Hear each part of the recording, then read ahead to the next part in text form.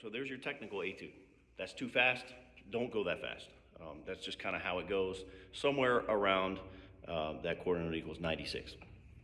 Practice it slowly, and what I'm going to do now is give you different ways to practice it. You'll notice I also added a breath in 1, 2, 3, 4. There's a breath mark in the 5th measure. I also put one in the 7th measure after the trill. Put in your own breathing. It's going to interrupt the time, and that's fine. So first of all, what we're playing here is mostly arpeggios, and mostly C major arpeggios. An arpeggio, for those younger folks, you play a scale, right? And it's the 1st, 3rd, and 5th note of the scale. So the B flat concert scale. So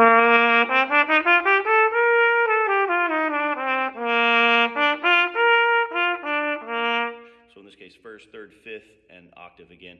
C, E, G, C. That's called the arpeggio, right? That's what we're doing here most of the time, including this 1st measure. There's your C major arpeggio. It repeats again. 2nd measure, what we're doing is coming down a scale, okay? So basically, we're coming down that C scale from F. F, E, D, C, B, A, G, F, E, D, C. It builds stairs. Da, da, ba, ba, ba, ba, right? So slur that whole 2nd measure. That's my first practice tip, is take that 2nd measure, make sure the air is set up, and you're just going.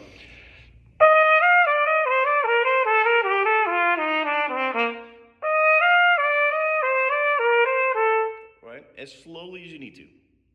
The biggest thing with this is, as you're practicing it, playing everything correctly. Even if it's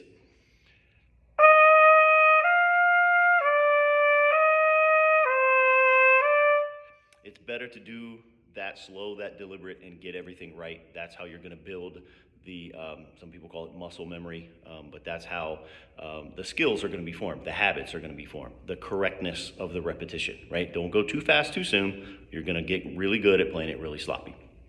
Now let's talk about the staccato markings. I always ask people, what does staccato mean? And they say some version of the word short, which is not correct. In an ensemble situation where you're playing in a band and you have 50, 90, how many ever, a lot of people playing the same thing at the same time, and it needs to be staccato. Yes, you as the individual will then have to play a little shorter, a little drier in order for the collective sound to sound what staccato is, kind of light, separated, bouncy. I always kind of think of dribbling a basketball. At this faster tempo, the staccato is nothing more than an illusion. We're not stopping the air in between anything. We're just moving the air forward and articulating very cleanly and very crisply, right?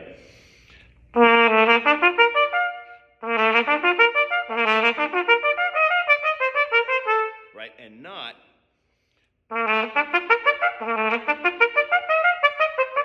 where things are going to get really short and dry and kind of ugly, frankly, and the air is going to stop too much.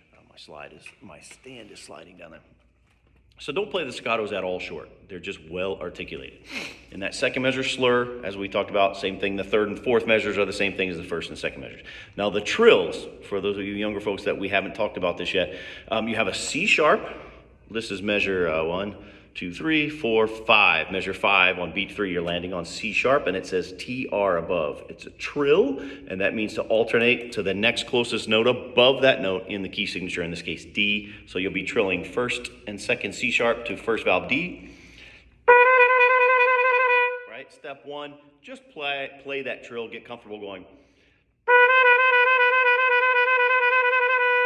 Alternating without any context of time or anything, just alternate between the C sharp and the D. Second thing is the resolution of the trill is a B, 2nd valve B, and a C sharp. So after the trill, still no time involved, I'm just trilling and then I'm going to resolve.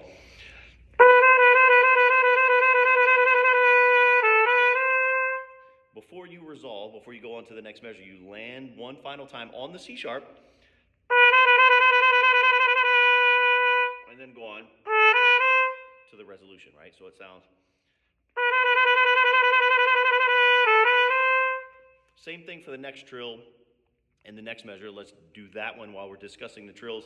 The main note there is a D sharp, which is also known as E flat, 2nd valve, and you're trilling to the next available note above, which is E natural in this case. So you're going to be alternating between the D sharp and the E, open E.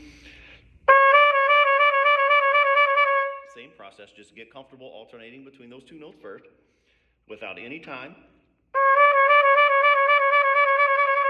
And then then when you're ready, you're gonna land on the D sharp one final time, and the resolution of this one is a C sharp, a D sharp again, to the E, right?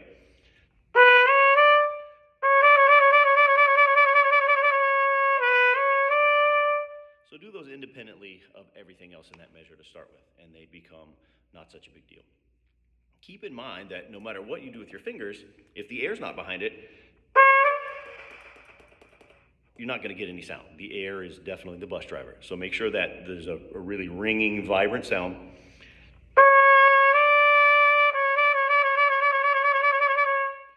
And you're not manipulating your, I'm not going for the trill. Basically, once I get to the upper note, the first one D, the second one E, I'm playing that note, and then I'm digging out the bottom note again. So it's very steady flow of air in the trills.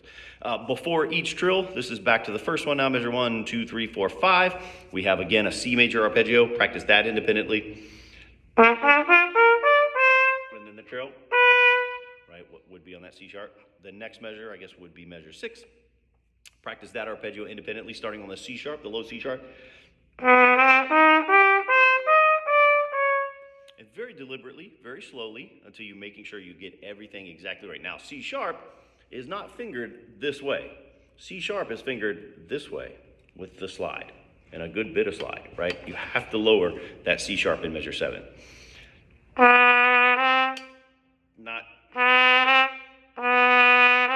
right? Can you see the slide there? Not here. It's here. The C sharp needs some help. Okay, now going on, measure 8, we have, again, I would play these arpeggios independently of one another. I think it's measure 8. 1, 2, 3, 4, 5, 6, I'm sorry, measure 7, after the last trill. I would play, the first one is a C major arpeggio. And then I would play each individual arpeggio. So the next one starting on the low C sharp, again, with help. Let me do that again. So you're going to the downbeat of each measure. The next one, C major again. The next one, independent. And so on, each one independently. Every other one is your C major arpeggio, okay? So practicing everything individually before you start putting things together. Once you get comfortable with each individual thing, then go do 2 at a time, or 3 or 4 at a time, right? Before you go too fast, too soon. Like I said, don't go to 96, but when you do start to do this for real, I would put a metronome on, let's say 60 even, or less, whatever it is. It really doesn't matter as long as it's a steady tempo and a good sound. So here is 60. I'm going to put on an 8th note subdivision, and I would do, let's say for the beginning,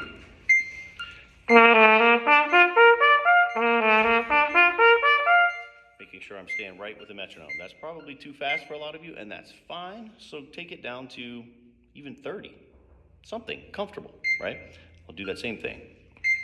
And so there would be 1, 10, 2, and 1, and 2, or in 16th, 1, E, and 2, E, and.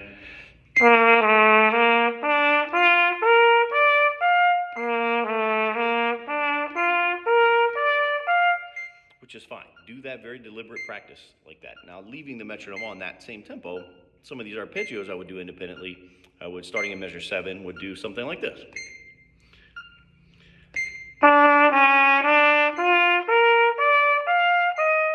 Independent.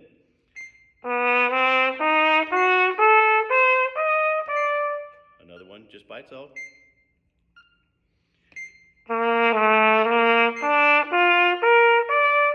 You get the idea. Each one of those by itself. And then I would go back and let's add 2 of them together. So I would start with.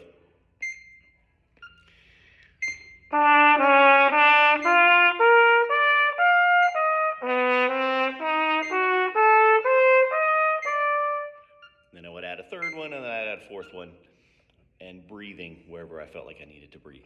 Okay, so there's some practice tips on that.